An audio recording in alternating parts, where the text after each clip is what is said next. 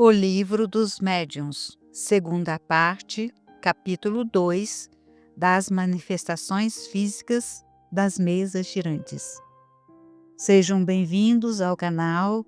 Que Jesus, nosso mestre amigo, nosso irmão maior, nos abençoe, nos ilumine hoje e sempre. Hoje veremos o item 62.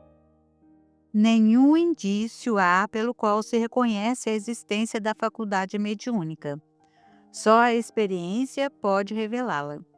Quando, numa reunião, se quer experimentar, devem todos, muito simplesmente, sentar-se ao derredor da mesa e colocar-lhe em cima, espalmadas, as mãos, sem pressão nem esforço muscular. A princípio, como se ignorassem as causas do fenômeno, recomendavam muitas precauções que depois se verificou serem absolutamente inúteis. Tal, por exemplo, a alternação dos sexos, tal também o contato entre os dedos mínimos das diferentes pessoas, de modo a formar uma cadeia ininterrupta. Esta última precaução parecia necessária quando se acreditava na ação de uma espécie de corrente elétrica. Depois, a experiência lhe demonstrou a inutilidade. A única prescrição de rigor obrigatório é o recolhimento, absoluto silêncio e, sobretudo, a paciência caso o efeito se faça esperar. Pode acontecer que ele se produza em alguns minutos, como pode tardar meia hora ou uma hora. Isso depende da força mediúnica dos co-participantes. O espírito milanês, na obra Filosofia da Mediunidade, no volume 2, comenta esse item. Identifica-se a existência de mediunidade em alguém pela experimentação, ou então pela comunicação de um espírito a um médium de comprovada faculdade em exercício. É com esses recursos que se faz a reunião espírita e, para tanto, existem os livros da codificação e tantos outros subsidiários, objetivando orientar os componentes, tendo cuidado de rejeitar os rituais que acabam dando trabalho sem nenhum proveito para tais ou quais comunicações com o mundo espiritual.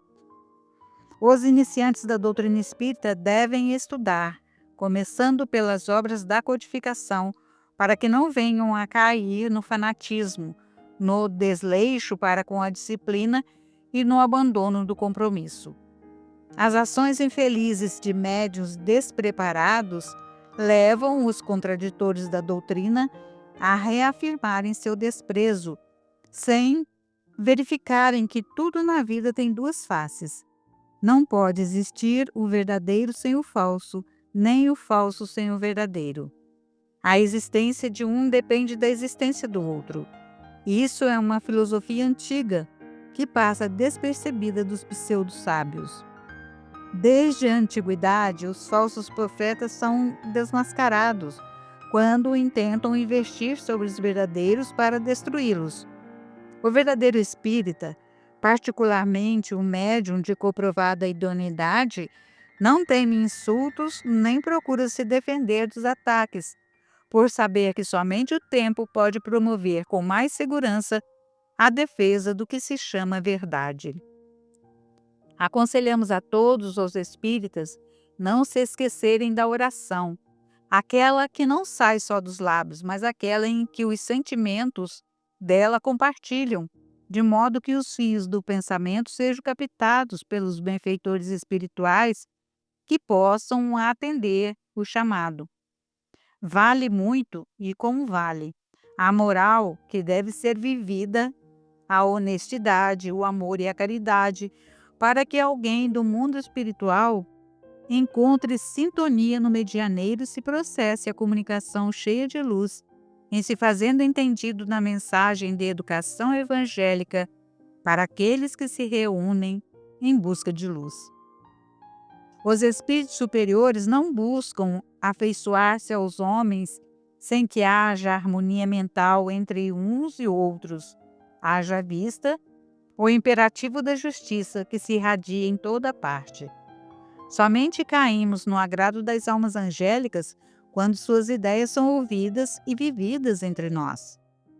Os homens devem se esforçar para serem assistidos por espíritos elevados, esforçar-se no que tange à educação cristã. Em tempos passados, criavam-se muitos métodos para que os espíritos pudessem se comunicar com os homens, o que depois caiu no abandono por se reconhecer inúteis os sistemas materiais, que não tinham nada a ver com a atração para espíritos superiores.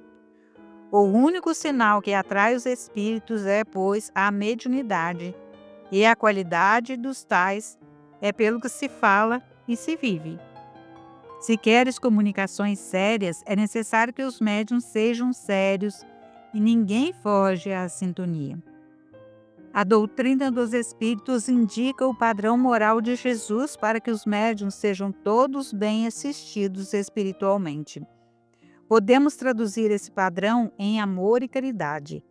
Graças a Deus, vêem-se em muitos lugares no Brasil organizações espíritas com trabalhos relevantes, movidos pela caridade, de modo que brevemente os seus componentes estarão praticando a beneficência consigo mesmos.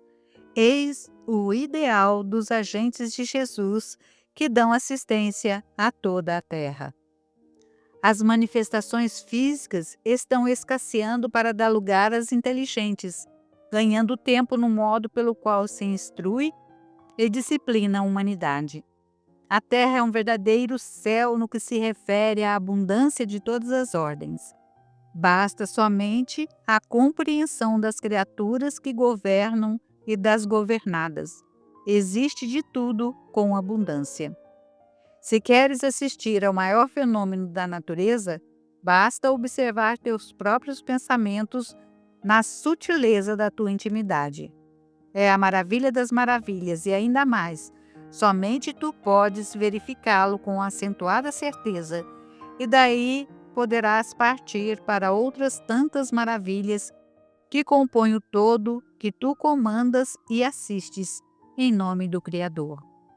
E nesse transe, se a tua faculdade começar a desabrochar e os teus familiares não compreenderem tua missão, não esmoreças. Se o povo em geral ignorar teus ideais e te combater, não esmoreças. Identifica-te com o amor e com Jesus e prossegue, porque o Mestre sofreu mais pelo que fazia. Jesus, porém, lhes disse: não há profecia sem honra, senão na sua terra, entre os seus parentes e na sua casa. Marcos capítulo 6, versículo 4. Trabalhemos em nós que o sol da verdade se acenderá no silêncio de nossa intimidade, pelas mãos de Deus, que usa as mãos de nosso Senhor Jesus Cristo.